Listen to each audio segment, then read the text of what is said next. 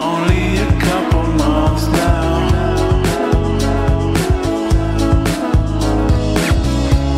I think I recognize her. Welcome to The Truth in This Art. I am your host, Rob Lee, and I am thrilled to be in conversation with my next guest, a digital artist, independent curator, and creative director based in Washington, D.C. Please welcome Megan Klink. Welcome to the podcast. Hi. So great to be here. Yes, thank you. You know how I said I was going to give you just welcome to the podcast, and I gave you the actual introduction? Yeah. I troll a little bit. I like to troll just sometimes. That's okay. That's the first time I've ever heard anything about myself be spoken to me. So that was nice. Well, so some people have like taken that part of the podcast, right? And then just clicked it? Yes. I was like, wow, a little offensive, but all right. So again, thank you for coming on and making the time. And for starters, could you tell us a little bit about yourself and maybe, something within your background that, has some impact on what you're doing today? Like, I always look back at when I was in high school. I was that jerk in ninth grade with the little click microphone. Hey, so tell me about your year. And I was like, that's me podcasting at like 14. And that's something that has been there for me for a long time. So share a little bit about yourself. Yeah. So I kind of took a really convoluted way to get to where I am now. I went to school for physics and engineering. That was kind of my initial pathway. And then I just wasn't really feeling like fulfilled, and I did not understand how I was going to pursue an entire career for the rest of my life and feel emotionally and spiritually fulfilled in what I was doing for a living, which is really important to me. I worked in restaurants my whole life. My parents are professional chefs, and my mom's also an artist. So having kind of a creative job was always something that I thought about, but never really implemented in my life.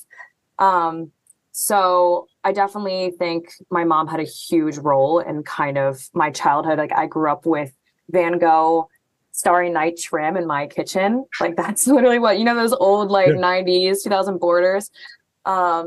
And I got to the middle of college and I was like, this isn't doing it for me. And so I added an art history class and that was kind of it. And I felt like that really leveraged me to the point where I realized that just because I'm not a visual artist in the sense where I'm not a sketcher, I don't make like beautiful, drawings, I can't draft.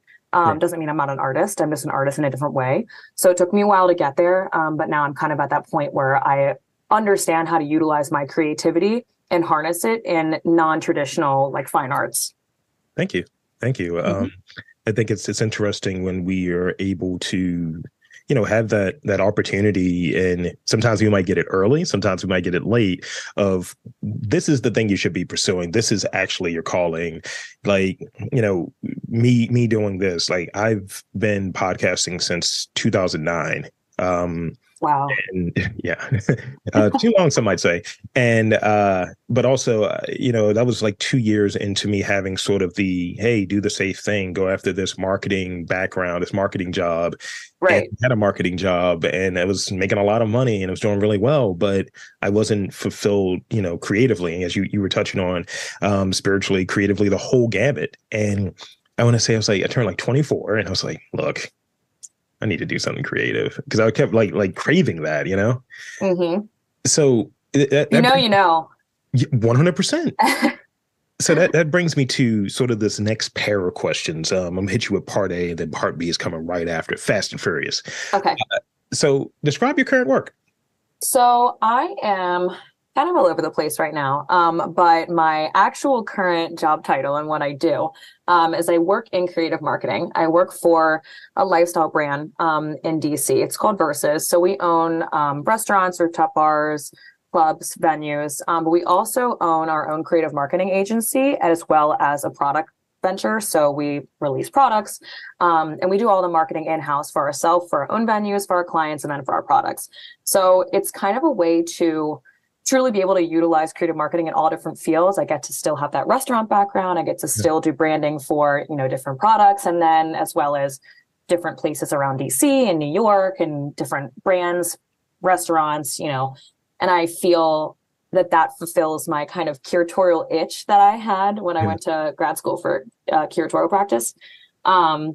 And I love what I do. I really never expected to be in marketing. I have no background in marketing at all. I don't have a single ounce of it. And I kind of got this job on a whim. Someone found me and thought I would be decent at it. So I gave it a shot, and it really is like, I hate to say this, but like, I believe it's like what I'm meant to do. Yeah. Because it utilizes all of the things that I think that I am good at, not things that I wanted to do, things that I really am just naturally. It's effortless instead of trying to like pull it out of me. I felt that's what I was doing before. I was like really struggling to try and feel physics. Like I just wanted to do it. I wanted to be good at it, but it like wasn't it for me. So I'm glad that this feels like I come to work and I enjoy being here. Yeah. It's square peg, round hole. It's like, I'm shape, but I don't think I'm going to fit in there. I'm not. Mm-mm. And I wanted to. So, and it was like, I put all my time into this one thing. And I felt like if I didn't do it, I was a failure if I just didn't pursue that. But that's not true. I mean, people get degrees in random things. People have like 10 jobs until they find the one thing that they really like. So, you learn as you get older. Yeah. And I mean, going to it, like, I have the day job as well. And, I do this in the day job, and they're like both competing interests. But really, I started off in marketing for like a big, telecommunications company, and did that for the first 5 years of my career in that DMV, spraying earlier. And over the last like 10 years, I've been in higher ed. I didn't think I was going to be in higher ed. It was like, I'm doing like analysis in higher ed. I'm doing data projects within higher ed, like in registration and in the registrar's office for a school. And that's great. Totally left brain, right brain. 100%. And it's funny because, being like a data professional, like during that time, and the telecom company, and even in my current role, I'm using that skill set in addition to creativity, like, presenting maybe, storytelling with the data in a certain way or what have you, or on the other side of it, being able to use my data background to speak on the analytics, speak on ROI, and inform the decisions I might make. So the part B to that question, define creativity. What does creativity mean to you? So I'm so glad you asked those in sequence, because I have this idea to me that creativity is really, I think it's a multifaceted concept. I don't think it's really something that you can truly give a solid definition. It's going to be different per person. Mm-hmm. But, when you apply a non-traditional set of skills, like what you're talking about, when you come from a certain background and you apply those set of skills into something else, that is creativity. You're just reworking a new idea. You're either creating a new idea or you're reworking something else and finding a different way to utilize something in just a non-traditional sense. It could be a state of being for some people. Some people are just blessed and are, creative 100% of the time. And I don't think I'm necessarily one of those people. I think it comes in certain aspects. For me, it is kind of taking one thing and placing it somewhere where it traditionally shouldn't be, and making them work. Thank you. That's a great answer. I think it sounds like that's what you do too. Definitely. Definitely sounds like we're in the same role of creativity. Yeah. I mean, and it's one of those things where you see it, you get exposed to something early. And, that's why I asked that introductory question of like, what are some of those things that are within that origin story? Because that's the thing you might tap back in and say, oh, no, that definitely has some bearing on what I'm doing or why I'm doing it now. Yeah. So, from, your vantage point and your role, talk about your like process of like how you come up with like maybe a campaign or like working collaboratively, or to break down like what your process looks like. Yeah. So kind of different with when I am at work and working in creative marketing. It's totally different process than I do when I am curating or creating my own work. I like to be very independent in that mindset. I really like to have my own field and just really kind of like figure everything out on my own, get my alone time and, and like hunker down. But when it comes to creative marketing, I think collaborating with other brains, like brainstorming, is the most important part of my creative process. I have a really, really valuable team. Everyone on my team, I think, fits in a perfect piece of a puzzle right now, and which is very, very rare that you get that opportunity. And I think that we all it's just the jumping point of one thing. It's like someone says something that doesn't really make sense, but that something makes sense to me, and then I can move forward with it, and the next person puts it together. So honestly, I would just being with other people in a room, and that's always been true for me. Just talking, just running my mouth for a bit is the best thing for me to get a point of where I want to go. Because eventually you'll get to that point. You just have to keep pulling it out. Yeah. It's and I see MICA in the background too, right? So there's that local connection. So I like that. And I'll say is that this, I find that in getting started in any sort of creative pursuit, it's always a challenge for me, whether it's, hey, I'm going to do a podcast on this. Sometimes you think it's really easy. Like, I think that I can just start talking. And I discovered something a couple of weeks ago where I just really couldn't get into it. So, how I did that intro earlier when we started off, I was having trouble even doing my intro. And I was like, oh, this is new. And I realized, like, when I'm asked to do, let's say, a speaking gig or doing something in front of an audience, I know it's stage fright. I know it's a little bit of that, but also it's kind of like I always have trouble getting started. And then I just find my way. So within the full scope of the process for you, where do you have the most trouble? Which is most difficult? Which is the most challenging for you within that whole sort of spectrum of the process? The start, for sure. I agree. I think that's like, I think most of the world would agree with you there. It's just like when if you've ever been given a prompt, and so much easier when they say, write a paper about this, instead of saying, write a paper about anything you want. And you're like, well, suddenly I don't remember anything.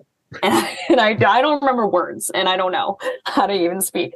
What are words? It's kind of that. In the beginning phase. But I also think that kind of like climax of the creativity is where you really just start to like drop off after that. Like, I have this great idea, I got the process going, and then like right before I need to finish, I'm like, oh God, I've been doing this for so long. Like, what's going on? I don't know. I lost where I'm supposed to be. And that's when you kind of have to do the recoup and recovery, like, recover process, and you start back at the beginning. Okay, brainstorm again. Like, let's figure it out, which happens often actually in our field of work. Is the middle of the road. We're stuck. Yeah. Back to phase one. What did we initially say? What were our initial goals? Let's build off of that. We got lost somewhere. Mm-hmm. That makes so much sense. Like, I'll say when I'm doing this, and I have people say North Star. I don't like it. I don't like North Star as much, but that's just for simplicity's sake. You have the North Star, you have whatever your guiding principle is, you have your why, why you're doing whatever the activity is.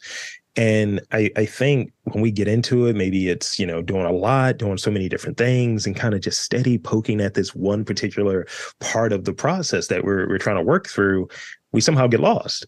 And then like what you're describing, you have to go back to it. So I always have like scraps of paper, like different notes, or even I'll listen to maybe old interviews that I'm like, that has me super excited. So when I'm going back through, and it's like, all right, like writing questions, that's the start for me.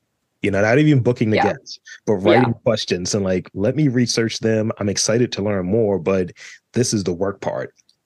And sometimes I'm like, I don't have a lot of confidence in these questions, or what are we doing here? But eventually, you kind of get back into that flow, and it's like, oh, I remember why I do this. So sometimes it might be inserting maybe like, this is what I was thinking, and I'm very curious about that with this particular guest. Yeah, I think we're all just so guilty of that. Like, if you don't leave yourself breadcrumbs to find your way back home, you have to, you're gonna get lost. And it's just natural, especially in the creative process. I mean, like, movies is a great example. People will film in a couple months, and then they'll sit for 2 years and edit a movie because they just can't figure out what they want. And, what was your initial storyline? And it changes. And that's a huge part of the process, is that what you initially set out to do might not be what your final result is, because creative process is constantly changing and ebbs and flows. So it's kind of, you just have to figure out like what feels right. And it's like a full gut feeling of, all right, this is not what we initially wanted to do, but I know this is going to work. And that's one of the reasons, the breadcrumbs. And, for those, I'm sorry for those keto people out there. Not I. I find that when I'm writing down any notes, when I'm in that sort of ideation incubation phase, I like to have it on paper. Sticky notes.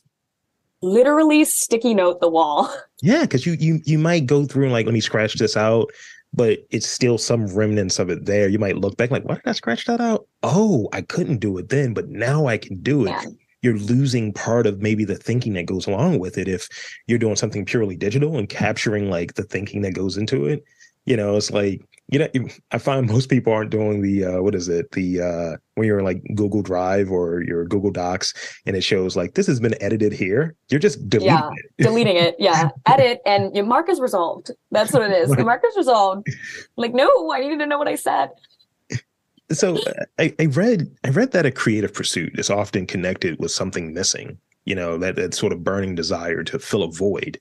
For instance, there was not enough awareness, I think, about Baltimore artists and culture in a true sense, not like, hey, crime, moving on, but really like showing a little bit of everything that goes on in a city. And I think the same thing can be said about many places. And often I feel like, I just want something to exist. I don't have to be the person attached. If there's a good idea, it should be out there. So, what have you learned about yourself during your sort of creative journey? Like, was it a burning desire that needed to be filled and all of the other things that you might be doing in addition to your creative marketing work? Tell me about that. Yeah.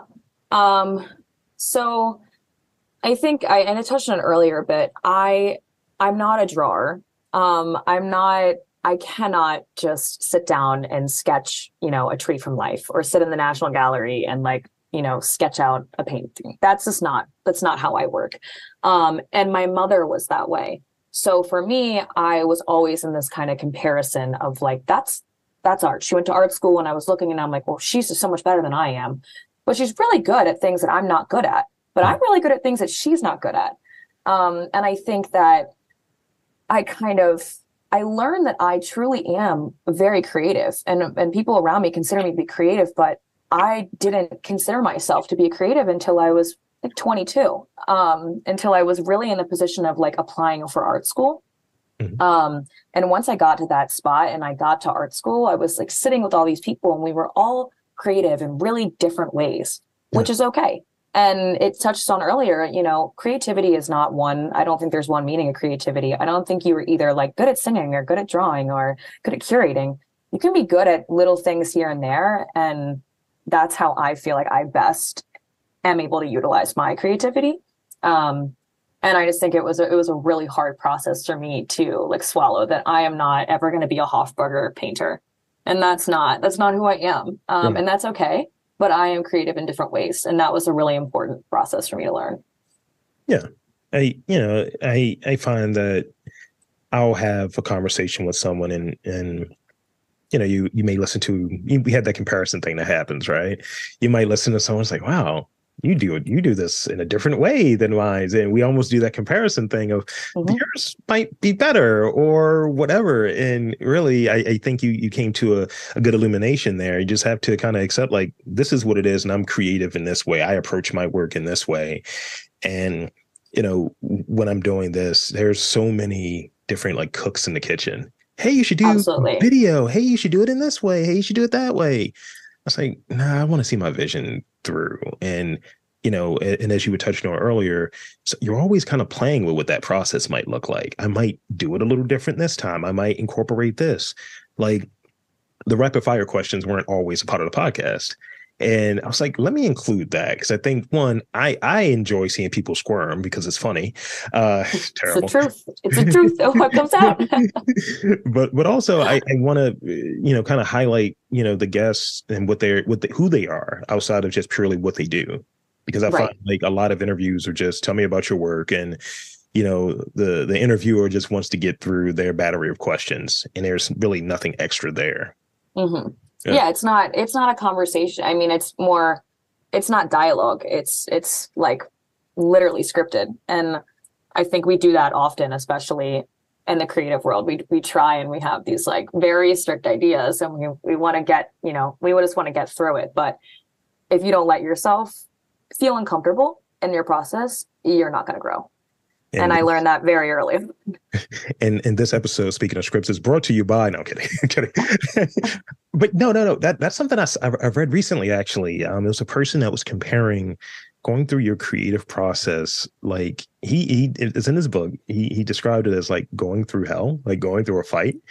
And I won't go as that far with it, but I will say I think it's very similar to taking on especially when you're learning something new, doing a new exercise regimen. Yeah. Eventually you're going to be good at lifting this weight, or you're going to have more flexibility and mobility. But when you start off, you're going to probably suck at it, but you know what works for you, what works for your body composition, or how you go about, whatever that process is. Yeah, absolutely. And I think there's no harder person to fight than yourself.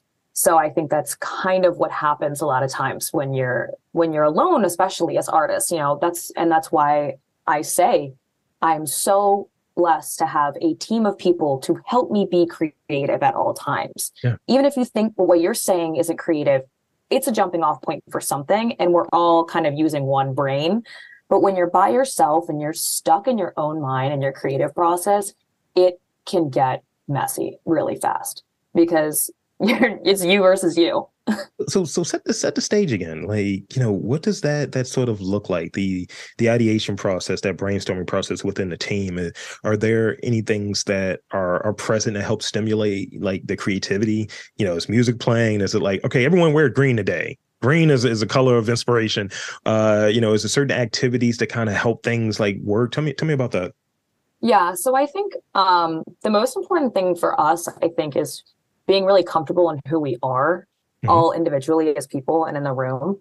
We don't really have any constraints, which I think is huge in our creative process. A lot of, we're a pretty non-traditional workplace where there's a lot of places where you come in and you're wearing a suit and tie, and you might have to sit down with a group of people. And it's not the same as we sit there and I might be eating and someone else might be, have something going on, and we're all kind of in a different vibe and whatever our day is. We all come in as we are for that day. And I think that's really helpful, is to just let us be relaxed in who we are and figure it out, instead of having this really uptight environment. And that's where I feel like, especially in creative workspaces, it gets really hindered.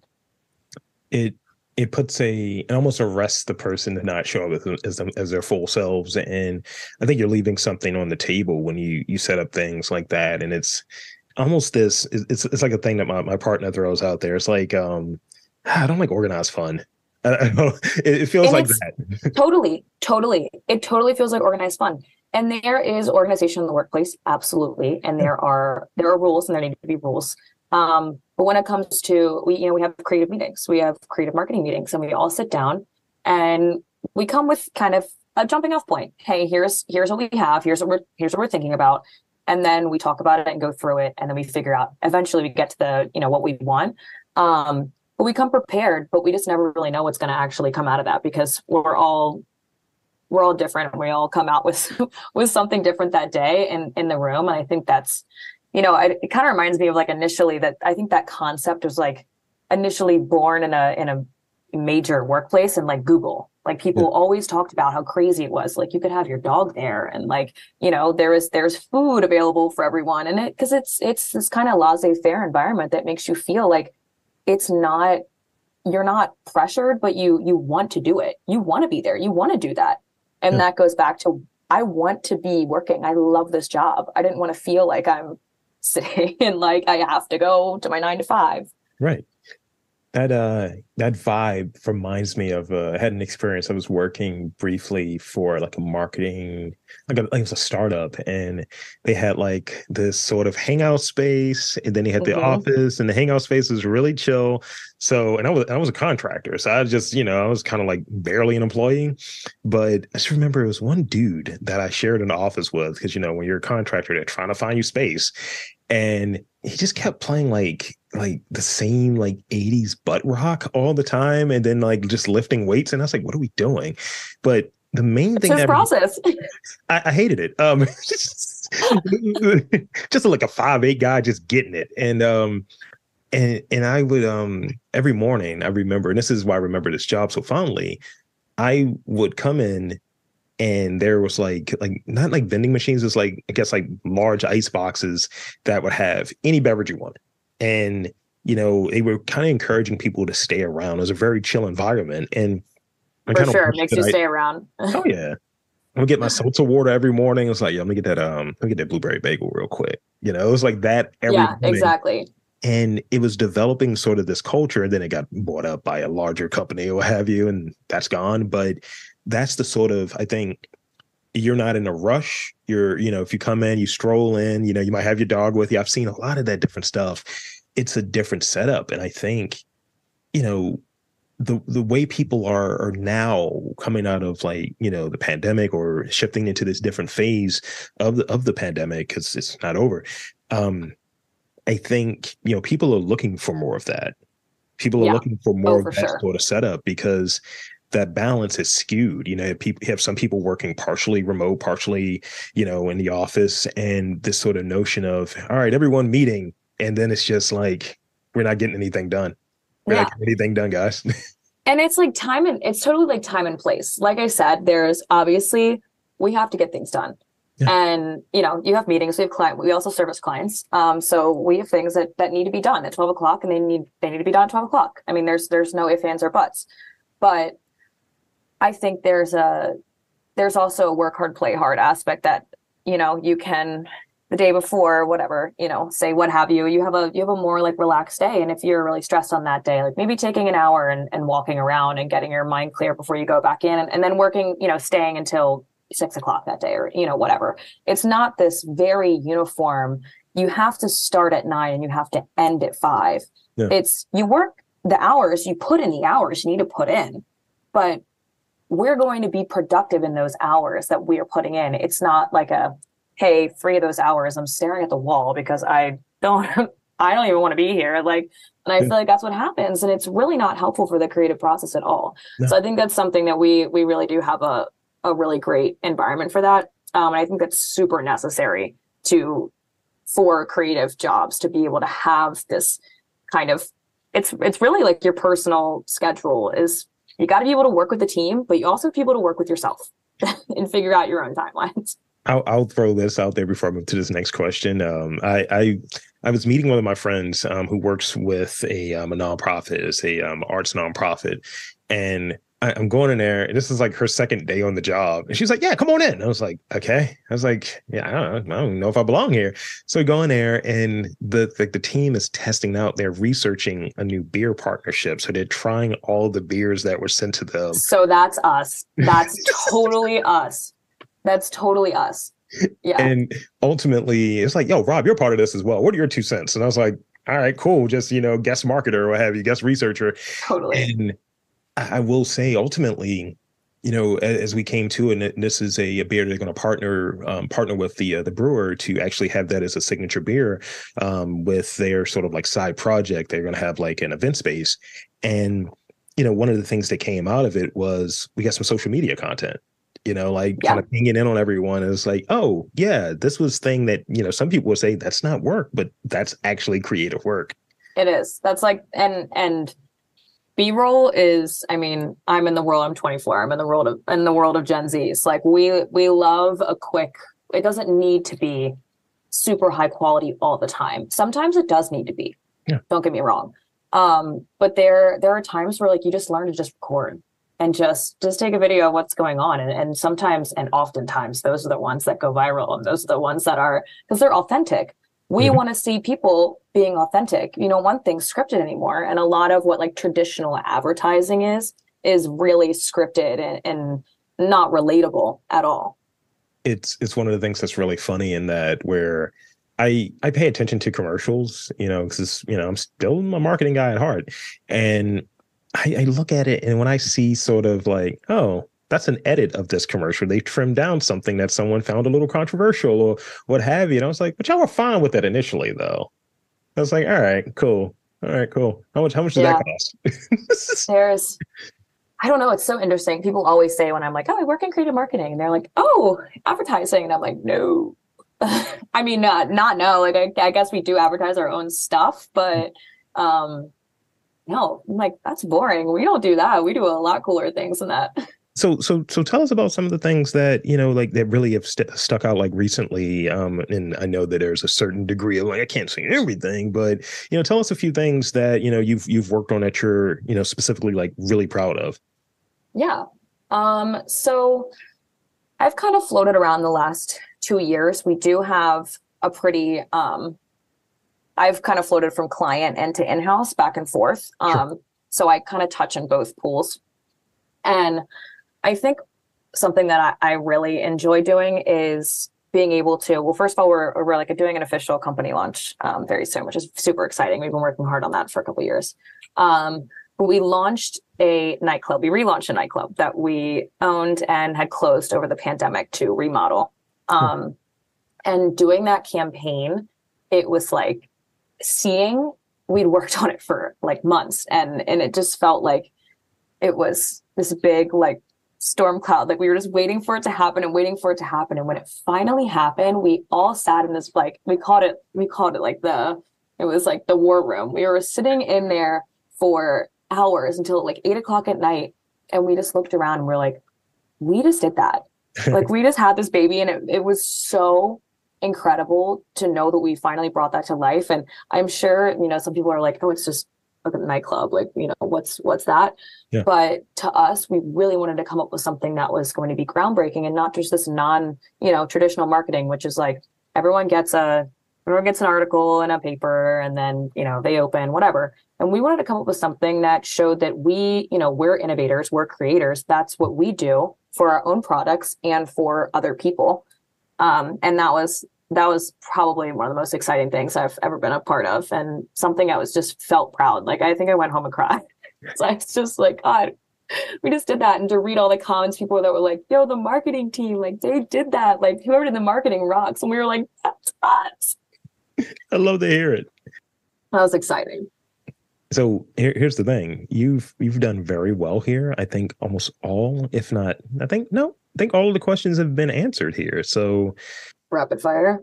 Yeah, it's time for some rapid fire questions. Wait, you got to get those. You can't just like avoid those. You can't like step over the rapid fire to move to the shameless plugs. I know. It's like you go through the fire that is the rapid fire to get to the shameless plug. I know. Cool. I know it's my time. All right. And don't overthink these. Me, an overthinker. Well, aren't we all? If you had a theme song, what would it be? The Rihanna portion of All of the Lights. That's a good one. Just the Rihanna part. And like now that I've seen that performed live, just the Rihanna part, yeah, I would like the Rihanna part.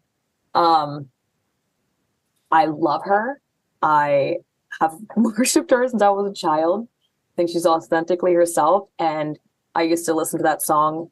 Unfortunately, not all parts of that now are, happy to say that that's my song. But I used to listen to that walking into every study room. Every single time I would go to take a test, I would listen to Rihanna blaring in my ears. And that was like it. That's my theme song.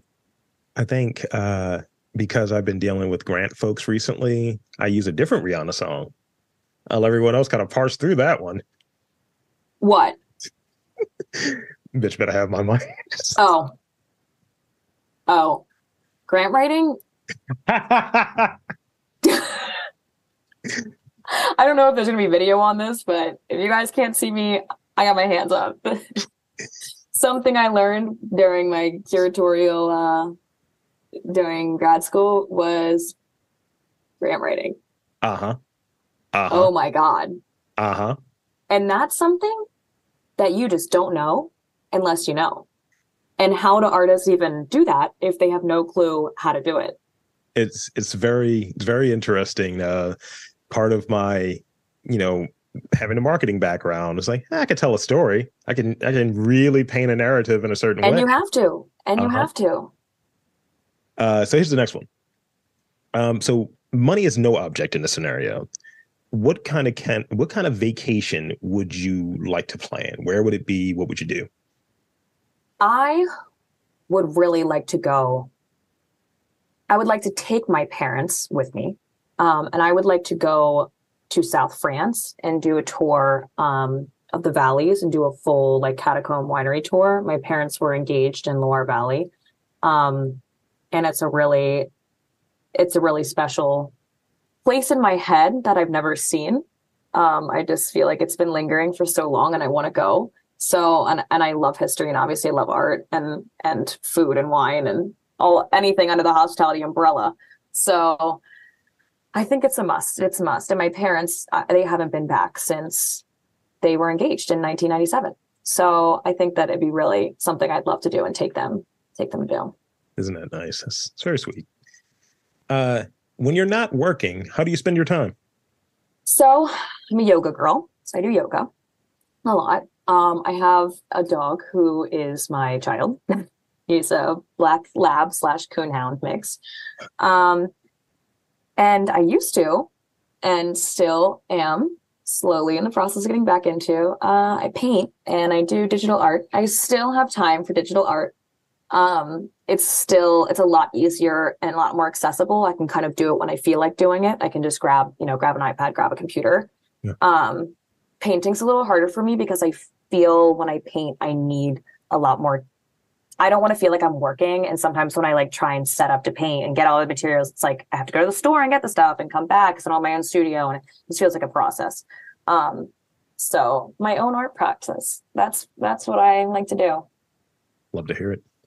This is the last one since, I'm here in hospitality. You have that background. Your parents are, chefs and all of that good stuff. So what is an odd food combination that you enjoy that most people are like, what are you doing? What are you eating? I don't know. I don't necessarily think it's odd, but I know the internet thinks it's odd. So I'm going to say it. Have you seen people doing the like crispy cheese with the pickle? No. Okay, so I love frickles, like fried pickles are my favorite. You take a pickle spear, and then you take like shredded cheese or just a regular thing of cheddar cheese, and you put it straight on the pan, and you let it get hard, and you put a pickle in it, and then you like roll it like a little pickle burrito. Wow. And it's essentially like a hard cheese coated pickle. That is. I don't think it's that weird. They're both savory. That is like a weird inverted mozzarella stick in some ways too. Yeah. Yeah. And it's crunchy. Like people do birria tacos like that. Like some places will do like the hard cheese on the outside. Yeah. Have like a little cheese skirt. Uh-huh. It is. It's a cheese skirt. It's a cheese coat jacket. So I personally don't think it's that weird, but I wouldn't necessarily tell someone to try it and expect them to not think I'm crazy. So well, one, thank you. I don't think that's completely weird. I don't know if I could be persuaded to try it. I never had a fried pickle either. So, you got to get in there. So, I mean, I'll throw this one out there. This is a deep cut for you. I did my 10th anniversary podcast in 2019, just my start in podcasting. And one of the things I revealed during that time, I was doing a bit, but it was like, what are these pickle related atrocities? And it was this like series. This is when pickled pizzas were coming out and all of that stuff. It's like, and it's a big thing, apparently. You get these dill pickles and you put them all over pizza. We brought pickle ice pops. Pickle juice ice pops. So I drink pickle juice, so I'd probably like it. I'd probably like it. I'm like that pickle person. Like yeah. You should look up this bit from Hannibal Buress about pickle juice. I will. You'll enjoy it. I think you'll enjoy it. So with that, that's pretty much everything that I had for today. But since you walked through the fire that is the rapid fire questions, I'm going to offer the floor up and thank you. But I want to offer the floor up for you to shamelessly plug anything you like to plug in these final moments here. Floor is yours. Yeah, I'm going to shamelessly plug all my venues, if I can so do that. So anyone who's in the DC area. So we own and operate CL, which is a lounge on top. It's a rooftop penthouse, which is a lounge on top of the AC Hotel at the Convention Center. We actually are doing our Cherry Blossom launch event tonight. I'm on my way there after this. We also own Costas Rum Bar, which is really great. It's in West End. We have mojito towers. So if anyone has a group of friends and they love mojitos, I feel like I don't know anywhere else that does mojito towers. So you have to try it.